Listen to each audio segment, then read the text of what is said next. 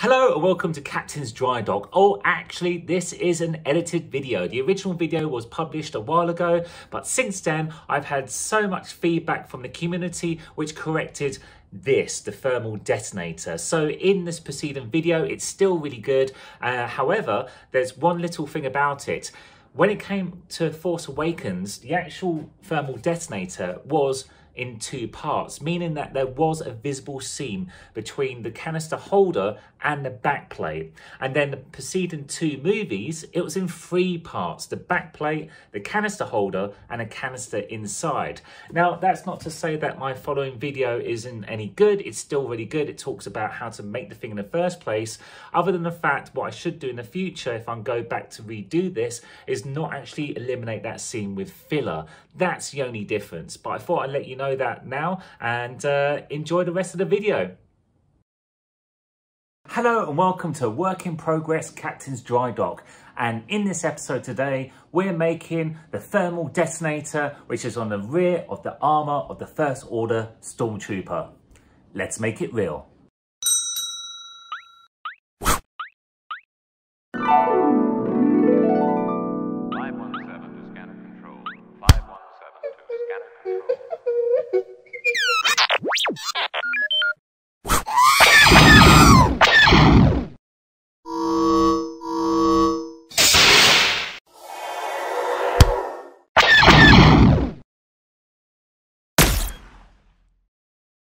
Here laid out are all the parts required to make the Thermal Detonator. The top part, the bottom part, the back plate, the two end caps, and what I think is a bracket which holds the whole thing onto the armour. This is the 3D jigsaw which I've got to put together, and it's not entirely clear of how it should be cut out, because here we have indents, which is clear where I should be cutting. However, over here, there's no indication where I should cut whatsoever. And that's when I go to the interweb, a work in progress, which was, I think, approved by the 501st. So it's a good point of reference, and it's roughly the same type of kit that I've got. It's not exactly the same, but it's made up of the same parts. So kudos to the manufacturer who worked out how to put such a complex shape, such as a thermal detonator, together as a vac form. Now, to help me out here, I'm going to get a pen like this, and I'm going to mark off roughly where I should be cutting. So that's not too bad over here. So this is actually easy because you can see the indents here and here. So I'm going to continue to do that all the way around here. Over here, I need to work out where to do it. And looking at the reference, I should be cutting over here. Now, I'm not too sure if the original designer intended it to be cut here, but looking at the reference photos of someone who built something very similar, that's what they did. Because if I don't cut here, if I cut there, that is going to be a lip going onto the back plate. And so, yeah, I highly recommend doing that. If you're not too sure, and especially on something like this, get a pen and actually mark it off. And then I get a good indication of what I've been cutting, and I'm not going to screw it up. To cut out all these bits, I'm going to use a Stanley knife. It's really fast, it's effective, and it's super accurate. But all I need to do is just be careful and apply an even amount of pressure and just slowly guide the blade down the plastic. And again, I'm not going in too deep, I'm just scoring it. Now to swap tools to the scissors, because I need to actually start cutting the corners here, because that's where it's the most strongest. And I'll just do that here, and then I'll do that over here. Once I've done that, all I need to do then is just fatigue the plastic, like so.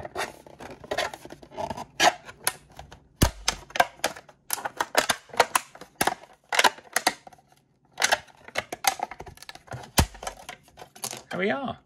And there we go, a clean line, really quick, very simple to do, and I've done the same thing all the way around here, and I just need to fatigue that plastic, and then I'll have my part. The first part I've attached to the back plate is the bottom piece, or whatever it's meant to be called. And to do so, I've done it with good old super glue. And I also used an activator as well, just to speed up the process, because I didn't want to be holding this for absolutely ages, because I just wanted to see how it was going to attach to this. And I only just added a couple of little splodges here, there and everywhere, and it's actually fixed really firmly. However, I'm actually going to use a 2-part epoxy resin glue to really secure it, because this really sticks out from the armour and could actually be knocked and banged when walking around the Comic Con. So it's really important to keep it firmly attached to the back plate. So I'm going to use this stuff. So many model makers and makers out there are familiar with 2-part epoxy resin, and it comes in 2 parts. And what I do, I just squeeze it out like so. And there's 2 different chemicals doing a chemical reaction right now, but I need to actually start mixing it up very, very quickly, because it only takes about 5 minutes to cure. And once that cures, that is stuck, and give it 24 hours, it's as hard as, well, resin, hence it's called 2-part epoxy resin. Now all I need to do is just splodge it all inside here. Now it does not have to be neat, because this is on the inside and it's all about strength. The thermal detonator is now attached to the back plate. Now what I need to do is fix this bracket. And what does this bracket do?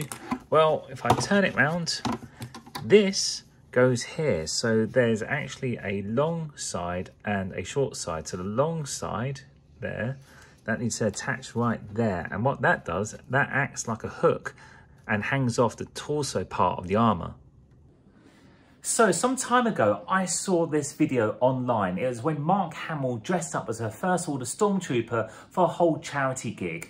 And I watched it again recently just to see how it all came together, because there's a couple of people actually help him on with the First Order armour.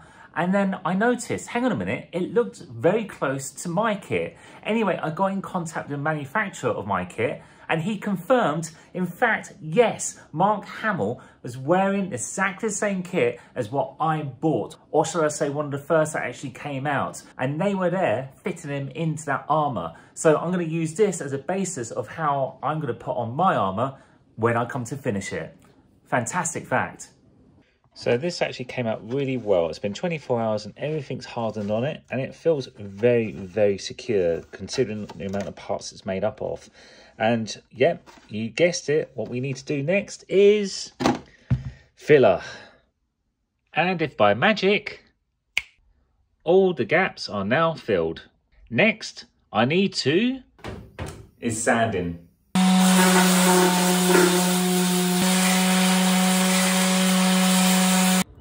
Fill again. Prepare the surface by cleaning, and then prime. And once it's looking close to perfect, a bucket of water and 1200 wet and dry, preparing it for its final paint. Last but not least, the final coats of spray in my pop-up spray booth.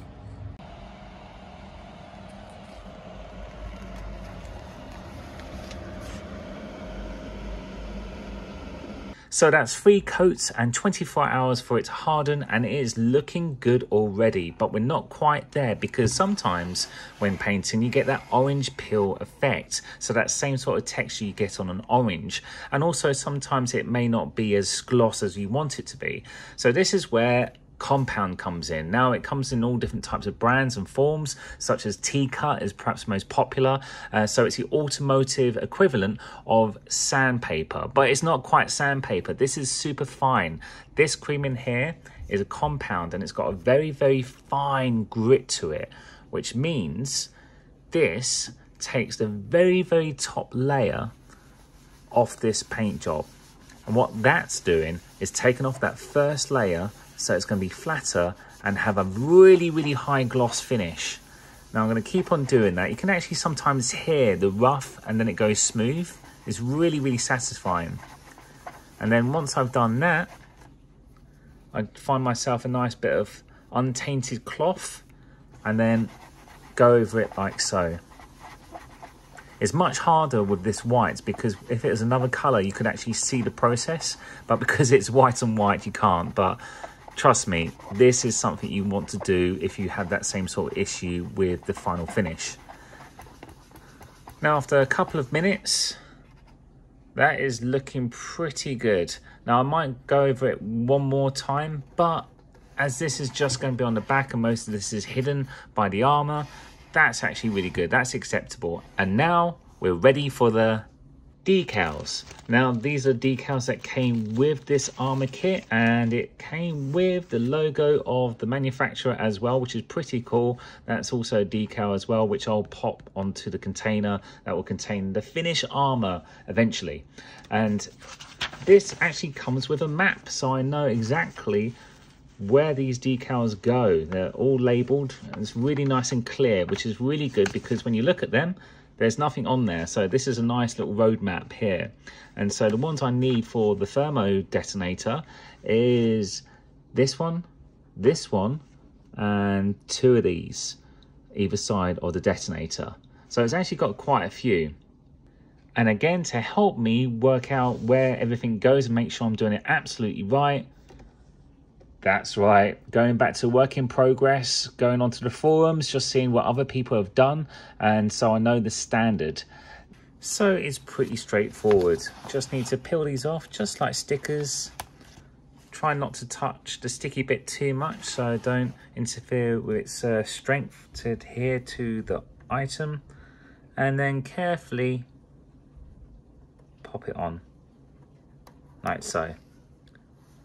And there we go, one thermal detonator, unarmed. So one thing I would say about this object, it is difficult to put together and make perfect because it's multiple vac forms and you've got to cut those lines carefully. And even if you've got it very close to perfect, there's always going to be loads of gaps, which means lots of filler, which means sanding, painting, and then repeat the process again and again.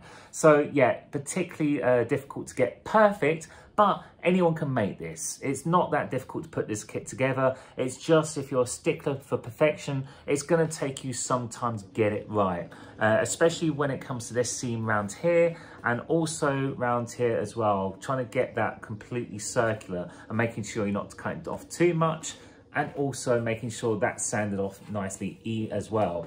But all in all, it came out very well. And if I want to revisit this, and that's a great thing about Stormtrooper armour, because sometimes done is better than perfect, because you're always going to strive for perfection throughout the entire lifespan of your armour. And so you can actually take these vinyl stickers off, cut some new ones yourself, and I can key this off, fill it again and paint it again. So, and that's a great thing about this type of product, because if you feel like you've ruined it, you haven't really ruined it. This can be repaired so easy because of the nature of the material. But overall, it turned out quite well. Okay, if you've made it to the end of the episode, you must have liked it, and by that, you should subscribe down below, which means you'll get an alert to every video I upload, and you can eventually see the entire progression of making the First Order Stormtrooper armour real. And if you are a subscriber or a follower, I thank you so much. Mwah! Take that kiss to the bank. It's worth not much, but you know what I mean. Thank you so much for actually following. And in the next episode, it's going to be a doozy. It's going to be the main body part. It's a really big piece, so I'm looking forward into making that. Take care, everyone.